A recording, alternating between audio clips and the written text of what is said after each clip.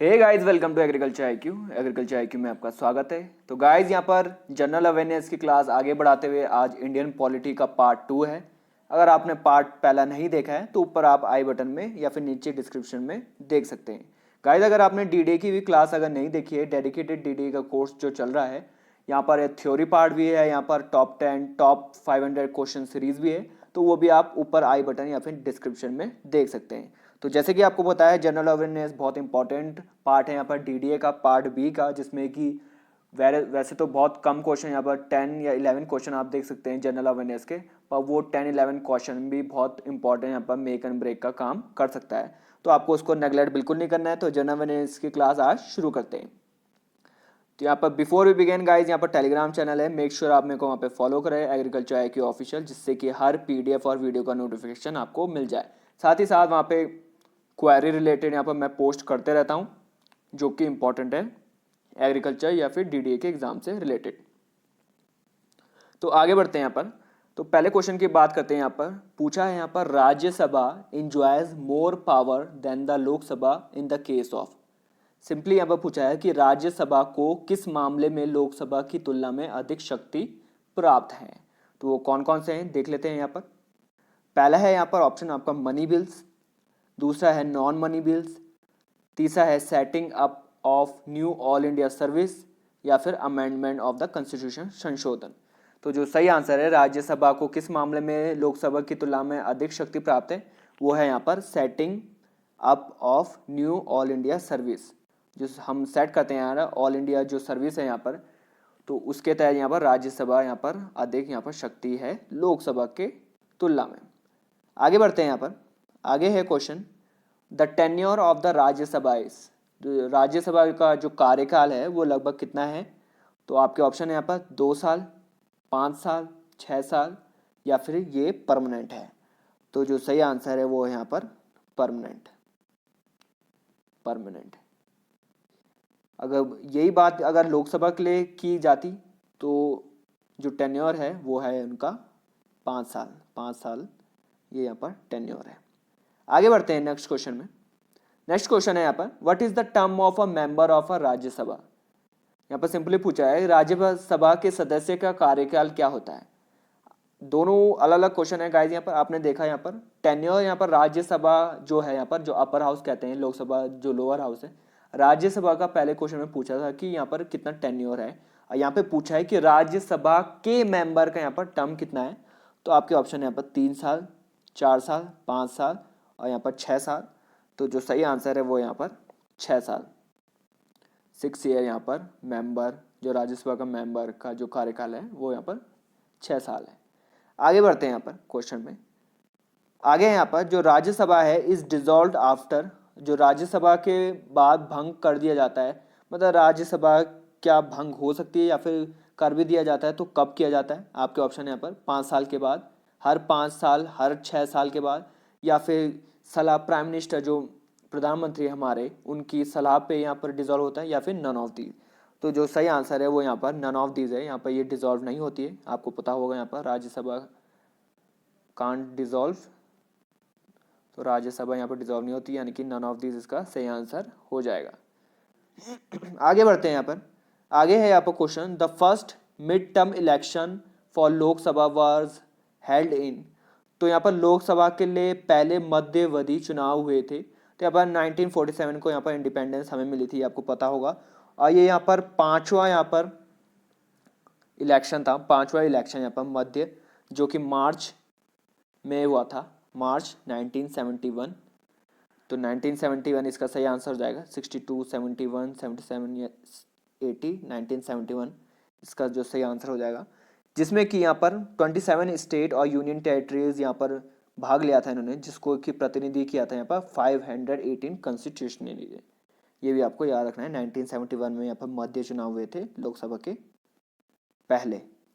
आगे है यहाँ पर, the speaker vote in the Lok Sabha is called. जो स्पीकर्स का वोट है, यानी कि लोकसभा में स्पीकर का वोट को क्या कहा जाता है। एक यहाँ पर डेडिकेटेड वर्ड है, उसको आपको बताना है यहाँ पर। ऑप्शन है आपके casting vote, sound vote, direct vote, या फिर इनडायरेक्ट वोट। तो जो सही आंसर है वो यह है आपका कास्टिंग वोट। कास्टिंग वोट कहा जाता है यहाँ पर लोकसभा के स्पीकर के द्वारा स्पीकर एक वोट को। तो यहाँ पर अगर मैं बात करूँ यहाँ पर जो स्पीकर है यहाँ पर लोकसभा के वो कौन है, तो जो सही आंसर है वो है यहाँ पर ओम बिरला। ओम बिरला ये यहाँ पर लोकसभा के स्पीकर हैं, ओम बिरला। ये भी आपको याद रखना है। आगे है यहाँ पर what is the minimum age laid down for a candidate to seek election to the Lok Sabha, यानी कि एक उम्मीदवार के लिए यहाँ पर चुनाव लड़ने के लिए निर्धारित न्यूनतम आयु क्या है। ऑप्शन है आपके यहाँ पे 18 साल, 21 साल, 25 साल या फिर नन ऑफ दिस। तो जो सही आंसर हो जाएगा वो है 25 ईयर्स। 25 साल का होना आपका आवश्यक है। आगे बढ़ते हैं यहाँ पे। नेक्स्ट क्वेश्चन है यहाँ पर who decide whether a bill is a money bill और नॉट। तो यहाँ पे सिंपली पूछा है यहाँ पर कौन तय करता है यहाँ पर कि कोई बिल मनी बिल है या नहीं। तो मनी बिल सिंपली क्या होता है यहाँ पर कि मनी बिल जिसमें कि यहाँ पर पैसों से रिलेटेड यहाँ पर कि खर्चे कैसे यहाँ पर गवर्नमेंट तय करेगी, टैक्स और यहाँ पर खर्चों से रिलेटेड जो भी यहाँ पर बिल में होता है उसको मनी बिल बोलते हैं। तो मनी बिल डिसाइड सिंपली कौन करता है, आपके ऑप्शन है प्रेसिडेंट, स्पीकर, फाइनेंस सेक्रेटरी या फिर फाइनेंस मिनिस्टर। तो जो सही आंसर है वो यहाँ पर स्पीकर यहाँ पर डिसाइड करता है कि कोई बिल मनी बिल है या फिर नहीं। आगे यहाँ पर आगे क्वेश्चन है यहाँ पर एक और इसी से रिलेटेड यहाँ पर क्वेश्चन है bill of which of the following categories can be initiate only in Lok Sabha. तो यहाँ पर निम्न में से किस श्रेणी का बिल केवल लोकसभा में शुरू किया जा सकता है। तो यहाँ पर आपके ऑप्शन है ordinary bill, private member bill, money bill या फिर कॉन्स्टिट्यूशनल अमेंडमेंट बिल। तो जो सही आंसर है वो है यहाँ पर मनी बिल को यहाँ पर शुरू करा जा सकता है सिर्फ और सिर्फ लोकसभा में। आगे है यहाँ पर by which will the government propose collection of revenues for a year. तो यहाँ पर किसके यहाँ पर प्रपोज से यहाँ पर जो सुझाव देगा कि साल भर के लिए राजस्व संग्रह का प्रस्ताव कौन करता है यहाँ पर, economic bill, finance bill, supplementary bill या फिर नन ऑफ दिस। तो आपको पता होगा यहाँ पर खर्चों से रिलेटेड यहाँ पर फाइनेंस बिल होता है, यहाँ पर फाइनेंस बिल जिसे यहाँ पर फाइनेंस मिनिस्टर करते हैं निर्मला सीतारमण जी ने यहाँ पर जो किया था बजट आप कह सकते हैं यहाँ पर एक तरीके से फाइनेंस बिल। आगे है यहाँ पर who call the joint session of the two houses of the parliament. संसद के दोनों सदनों के संयुक्त अधिवेशन को कौन बुलाता है यहाँ पर। तो यहाँ पर दोनों सदनों को कौन बुलाता है, president, prime minister, Lok Sabha speaker या फिर वाइस प्रेसिडेंट। तो जो सही आंसर है यहाँ पर प्रेसिडेंट। और एक और बात आपको पता होनी चाहिए यहाँ पर कि जो ये यहाँ पर ये लिखी है यहाँ पर जो पॉइंट आउट किया है यहाँ पर sentence who call the joint session of to houses of the parliament, यहाँ पर एक आर्टिकल के तहत है यानी कि अनुच्छेद के तहत है। वो भी आपको याद रखना है किस अनुच्छेद के तहत यहाँ पर प्रेसिडेंट को ये पावर है कि वो दोनों सदनों के संयुक्त अधिवेशन को बुला सकते हैं। वो है यहाँ पर आर्टिकल 108। ये थोड़ा बहुत डीप हो गया, हालांकि ये क्वेश्चन नहीं आएगा आर्टिकल 108, पर आपकी नॉलेज के लिए यहाँ पर मैं बता रहा हूँ कि यहाँ पर अनुच्छेद 108 के तहत यहाँ पर ये राष्ट्रपति को यहाँ पर ये पावर मिलती है। आगे यहाँ पर पूछा है जीरो आवर क्या है, बहुत इंपॉर्टेंट क्वेश्चन यहाँ पर, बहुत एग्जामों में आया यहाँ पर। शून्यकाल क्या है, when the proposal of the opposition are raised, ये भी नहीं। When matter of utmost importance are raised, interval between the morning and afternoon session, when a money bill is introduce in the Lok Sabha. तो जनरली ये नहीं आएगा, interval between morning and ये भी नहीं, when the proposal of opposition ये भी नहीं। तो जो सही आंसर है वो second, when matter of utmost importance are raised. ये सिंपली यहाँ पर क्वेश्चनिंग आवर के बाद होता है यहाँ पर, जनरली जीरो आवर जैसे बोला है यहाँ पर, तो 12 बजे नून में जनरली स्टार्ट होता है, इन जनरल बोल रहा हूँ मैं। तो यहाँ पर जो अटमोस्ट इम्पॉर्टेंस कोई भी यहाँ पर इम्पॉर्टेंट क्वेश्चनिंग या फिर पूछना वगैरह होता है तो यहाँ पर जीरो आवर उसे कह लेते हैं, यहाँ पर शून्यकाल उसे कहते हैं। आगे है यहाँ पर which of the following standing committee of parliament has no MP from Rajya Sabha. तो यहाँ पर सिंपली पूछा है संसद की निम्नलिखित स्थायी समिति में से किसी के पास राज्यसभा से कोई संसद नहीं है तो कौन है वहाँ पर वो?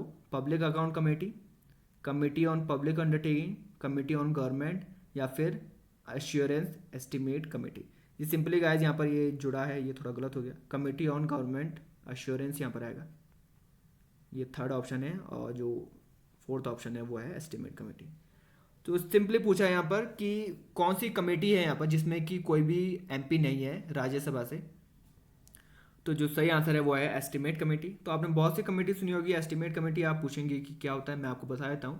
एस्टिमेट कमेटी सिंपली यहाँ पर संसद के सदस्य होते हैं जो यहाँ पर संसद के द्वारा चुने हुए होते हैं, जो सिंपली यहाँ पर जांच पड़ताल करते हैं कोई भी मिनिस्ट्री या फिर डिपार्टमेंट की कि यहाँ पर वो खर्चे किस तरीके से कर रही है, कोई यहाँ पर घोटाला तो नहीं है, या फिर जो फंड उन्हें मिले हैं वो सही तरीके से इस्तेमाल हो रहे हैं या नहीं। आप ये कह सकते हैं कि जैसे यहाँ पर किसी सोसाइटी में या फिर पूरे सर्कल में यहाँ पर जैसे पुलिस का काम होता है कि यहाँ पर देख रेख करना कि लॉ एंड ऑर्डर यहाँ पर मेंटेन है, उसी तरीके से यहाँ पर गवर्नमेंट के सीन में तो ये एस्टिमेट कमेटी है यहाँ पर, ये यहाँ पर देख रेख करती है। तो एस्टिमेट कमेटी में मैं आपको एक और चीज़ बता देता हूँ, यहाँ पर जो चेयरपर्सन है उनके वो है गिरीश भावत, गिरीश भाबूत, ये इनके यहाँ पर चेयरपर्सन है। आगे है यहाँ पर what does the judicial review function of supreme court mean. तो इसलिए पूछा यहाँ पर सर्वोच्च न्यायालय के न्यायिक समीक्षा कार्य का क्या अर्थ है। तो सिंपली यहाँ पर रिव्यू इट्स ओन जजमेंट, अपना जो जजमेंट है उसको यहाँ पर रिव्यू करना, review the functioning of judiciary in the country, examine the constitutional validity of the law, या फिर undertake periodic review of the constitution. तो जो सही आंसर है यहाँ पर न्यायिक समीक्षा का जो अर्थ है वो है examine the constitutional validity of the law, कि लॉ एंड ऑर्डर जो कॉन्स्टिट्यूशन में है, संविधान में, उसका यहाँ पर एग्जामिन करना, देख रेख करना। यहाँ पर जनरली जुडिशियल रिव्यू का मतलब है सुप्रीम कोर्ट के द्वारा। आगे है यहाँ पर, आगे क्वेश्चन है how many types of writs can be issued by the supreme court. तो जनरली यहाँ पर सुप्रीम कोर्ट और हाई कोर्ट पे यहाँ पर एक जरूरी पावर्स है यहाँ पर वृट जिसे कहते हैं। वृट सिंपली क्या होते हैं यहाँ पर, अगर किसी भी यहाँ पर इंसान या फिर पर्सन का यहाँ पर फंडामेंटल राइट्स की अवहेलना हो रही है तो जनरली यहाँ पर सुप्रीम कोर्ट पे पावर है कि यहाँ पर वो 5 तरह की वृट्स यहाँ पर लगा सकती है। 5 तरह की, पहले हम इसी का यहाँ पर आंसर देख लेते हैं कितने टाइप्स हैं यहाँ पर, मैंने आपको बता दिया है यहाँ पर 5 इसका सही आंसर हो जाएगा। मैं थोड़ा डिटेल में आपको बता देता हूँ कि कौन कौन से टाइप हैं यहाँ पर। तो 5 टाइप्स हैं यहाँ पर। तो पहला है हैबर्स कॉर्पस, ये जनरली आपने सुना होगा हैबस कॉर्पस, जिसका मतलब है to have the body of, Latin का मतलब to have the body of. जो गाइज यहाँ पर जो 5 रिट है यहाँ पर उसको मैं डिटेल अगर जानना है तो आप टेलीग्राम में जाइए, मैं आपको वहाँ पे पोस्ट कर दूंगा डिटेल यहाँ पर सेंटेंस के साथ यहाँ पर कि कैसे कैसे इसका इस्तेमाल होता है। तो यहाँ पर मैं, क्योंकि वीडियो बड़ी हो जाएगी, मैं आपको सिंपली यहाँ पर बता रहा हूँ कौन कौन से हैबस कॉर्पस यहाँ पर। दूसरा यहाँ पर मैंडमस, जिसका मतलब है वी कमांड, कि हम आपको कमांड करते हैं कि आप ये कार्य करिए। तीसरा है यहाँ पर सेरेटरी,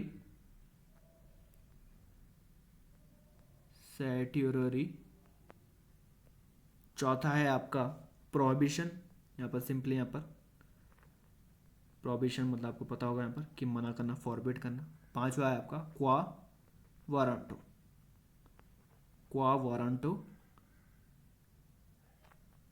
ये है आपके 5 वृट। तो गाइस यहाँ पर टेलीग्राम चैनल में यहाँ पर जरूर यहाँ पर फॉलो करिएगा, जिससे कि मैं आपको बता सकूँ कि ये जो 5 वृट हैं उनके कार्य क्या क्या है।